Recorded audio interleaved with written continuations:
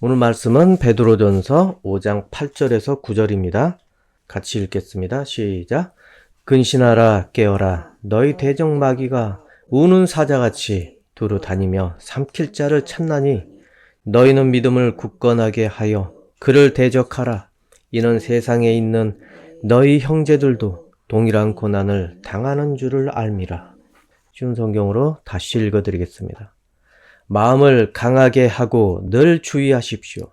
원수 마귀가 배고파 으르렁거리는 사자처럼 먹이를 찾아 돌아다니고 있습니다. 마귀에게 지지 말고 믿음에 굳게 서 있기 바랍니다. 온 세상의 모든 성도들도 여러분과 같은 고난을 겪고 있습니다. 여러분, 사람은 누군가 자신을 지배하고 조종하는 것을 대부분 싫어합니다. 그런데 우리는 그럼에도 불구하고 알게 모르게 많은 것에 지배를 당하며 살고 있습니다. 눈에 보이는 것에 또 들리는 것과 그리고 감정과 육체 그리고 정신적인 것에 의해서 우리는 무의식적으로 지배를 받고 살고 있습니다.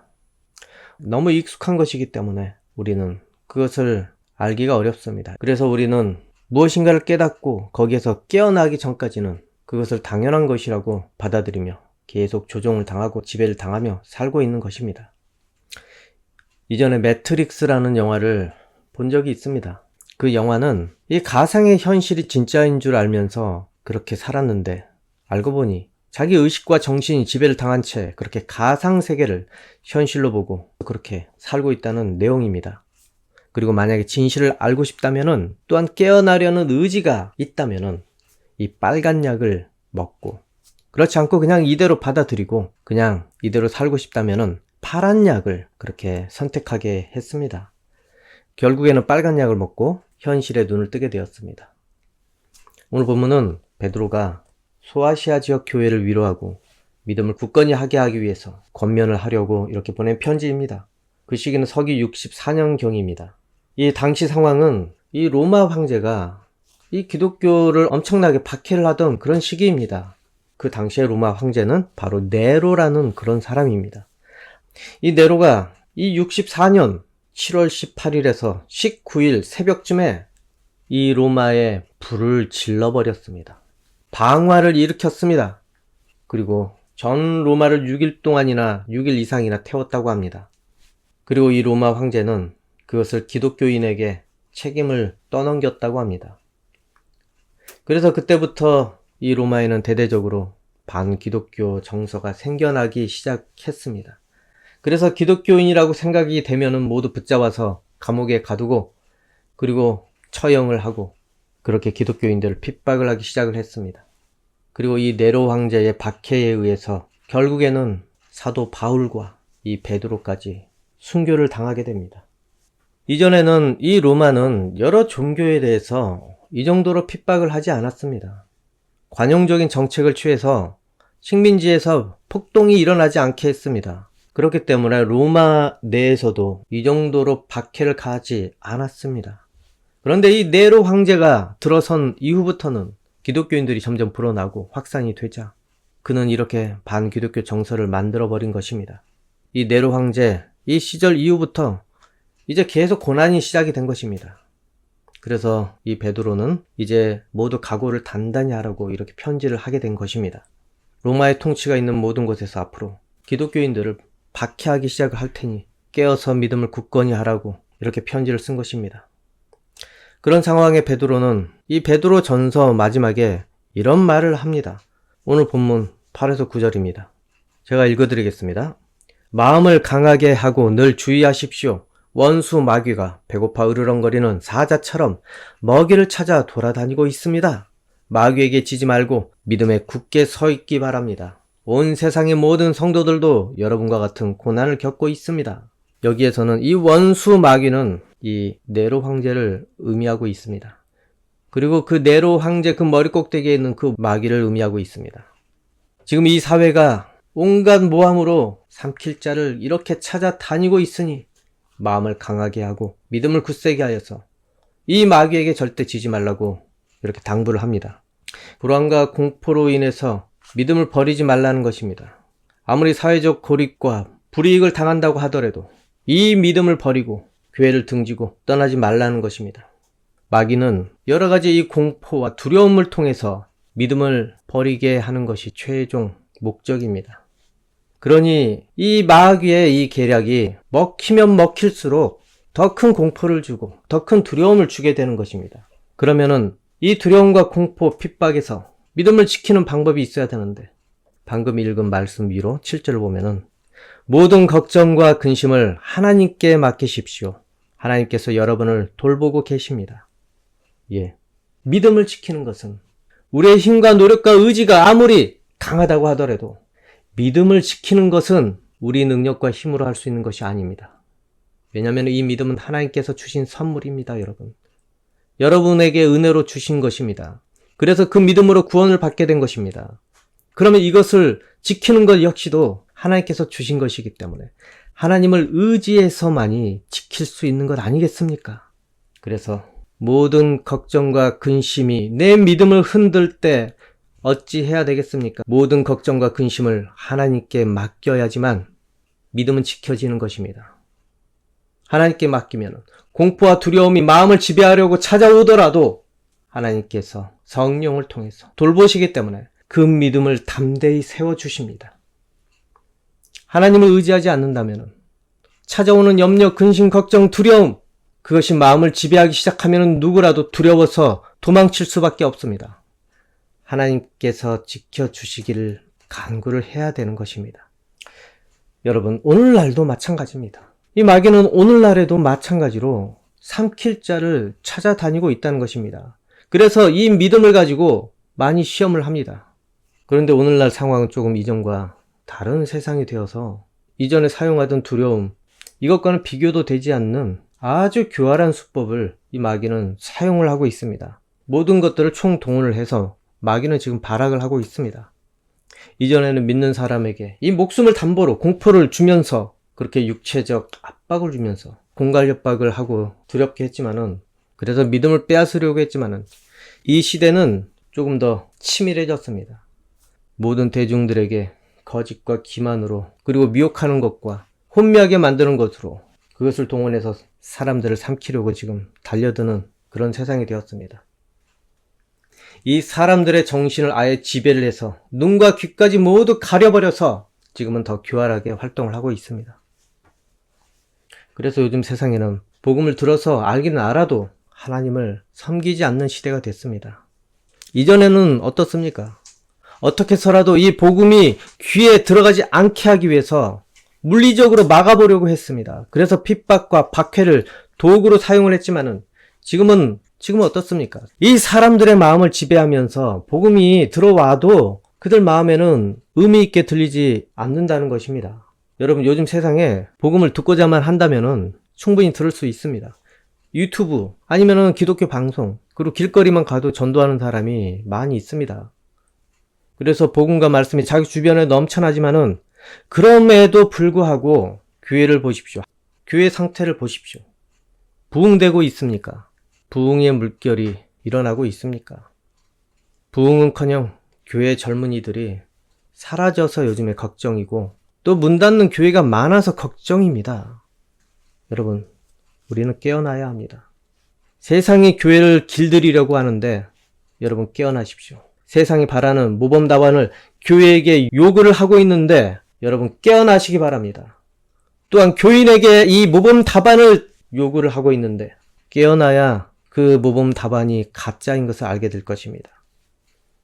마귀는 지금 이 시대에 모든 것을 총동원해서 사람들의 생각과 마음을 혼미하게 만들어서 삼킬 자를 찾아다니고 있습니다. 그래서 믿음을 흔들고 있습니다. 이때에 여러분은 자신을 남다른 교인이라고 세상 사람들에게 증명하기 위해서 그렇게 형제 자매 허물을 들춰내서 비판해서는 안 되는 것입니다. 또 교회의 허물을 끄집어내서 자기는 남다르다는 그런 증명을 하기 위해서 끄집어내서는 안 되는 것입니다. 자기가 진정으로 형제 자매라면은, 자기가 진정으로 교회의 한 일부라면은 어찌 세상의 눈치를 보면서 그런 교회를 비판을 하면서 나는 안 그렇다 그럴 수 있습니까? 그러면은 말씀이 여러분 주인이 아니라 세상 풍조가 여러분의 주인이 되어서 믿음을 복종시키는 꼴이 되는 것입니다.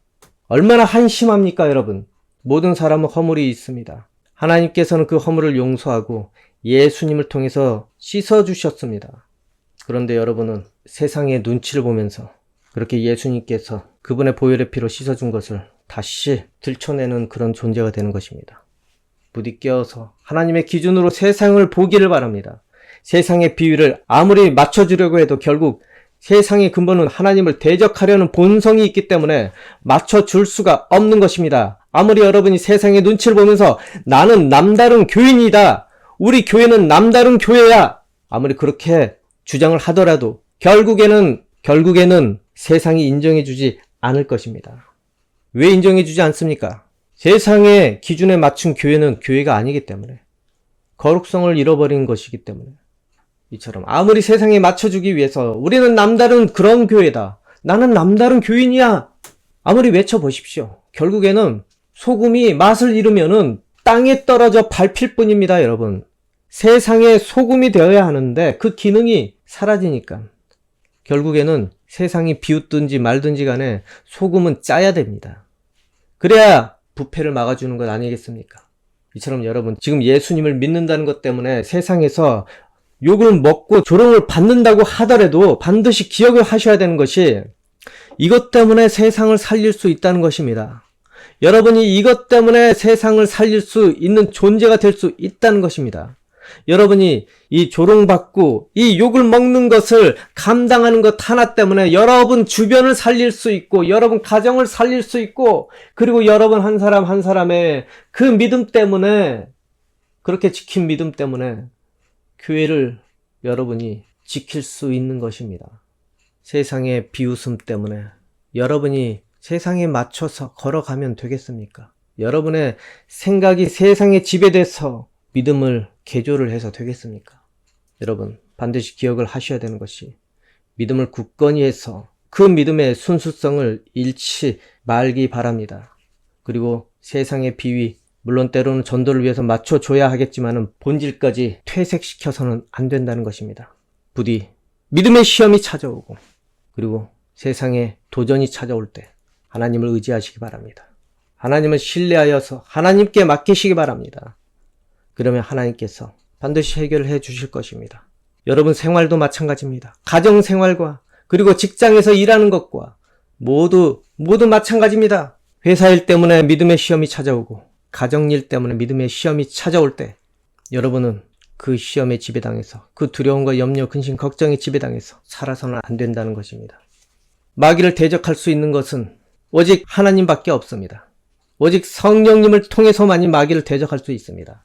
그렇기 때문에 여러 가지 시험이 찾아올 때, 가정과 직장 그리고 사회에서 여러 가지 시험이 찾아올 때 마귀를 대적하는 것은 하나님의 말씀을 붙잡고 하나님께 기도하여서 간구하여서 그렇게 대적하는 것밖에 없습니다, 여러분.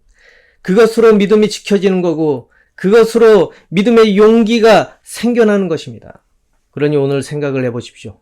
먼저 생각을 해야 될 것은, 내가 지금 무엇인가 지배당하며 살고 있지는 않나, 여러 가지 두려움에 얽매여서 내가 지금 여러 가지를 판단하고, 그리고 여러 가지 결단하고, 그리고 여러 가지를 계획하고 있지 않나. 무엇인가 지배당하면은 항상 그 안에서 결단을 내리고, 그 안에서 고민을 하고, 그 안에서 대책을 세운다는 것입니다. 사실은 대책 세울 필요도 없습니다. 왜냐하면 내가 지배당해서 거기에만 빠져 있기 때문에.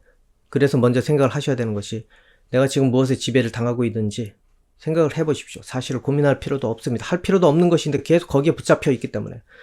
근심 걱정할 필요도 없고 두려워할 필요도 없는 것인데 내가 왜 두려워해야 돼? 내가 왜 이걸 걱정해야 돼? 한번 마음에 물어보십시오.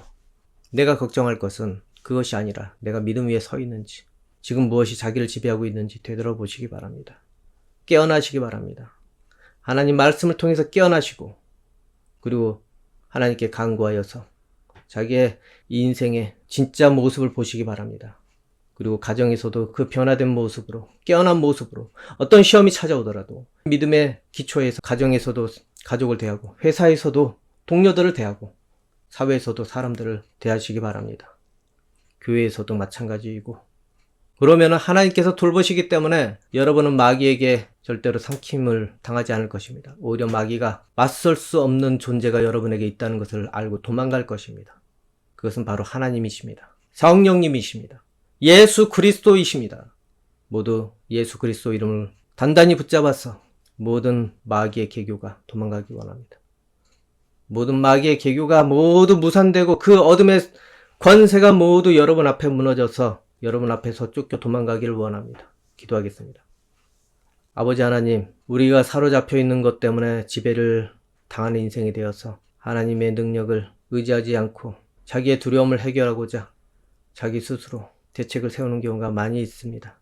주님, 우리가 자기가 지금 무엇에 사로잡혀서 그렇게 매일매일 똑같은 고민을 하고 매일매일 똑같은 염려를 하면서 매일매일 똑같은 대책을 계속 세우면서 여지껏 살고 있는지 주님, 우리의 마음에 통찰에 그런 능력을 허락하여 주시옵소서. 하나님을 의지해서 하나님의 능력으로 그것이 된다는 것을 깨닫고 이제는 하나님께 성령에 의해서 변화될 수 있게 도와주옵소서. 그리고 마귀가 던지는 모든 시험의 불화살에서 주님, 믿음의 방패를 통해서 막아낼 수 있도록 우리의 믿음을 굳건하게 하여 주옵소서. 아버지 하나님, 우리는 하나님의 도움이 정말로 필요합니다. 주님, 믿음이 연약한 자에게 믿음이 강해질 수 있도록 주님의 돌봄이 있기 원합니다. 그리고 여러 가지 근심, 걱정 속에 지금 헤매고 있는 사람에게 주님, 그 마음에 찾아오셔서 하나님의 말씀이 그를 다스리기 원합니다. 그 연약한 마음에 찾아오셔서 주님 말씀하셔서 그의 마음을 주님 주관하여 주시옵소서. 성령님으로 인도하여 주시옵소서. 그리하여서 하나님께서 자기의 주인이 된다는 것을 깨닫고 그 마귀에 지배되지 않고 오히려 마귀를 하나님의 말씀과 예수 그리스도의 이름으로 대적하여서 모두 승리할 수 있는 그런 한 사람 한 사람이 되기 원합니다. 예수님 이름으로 기도합니다. 아멘.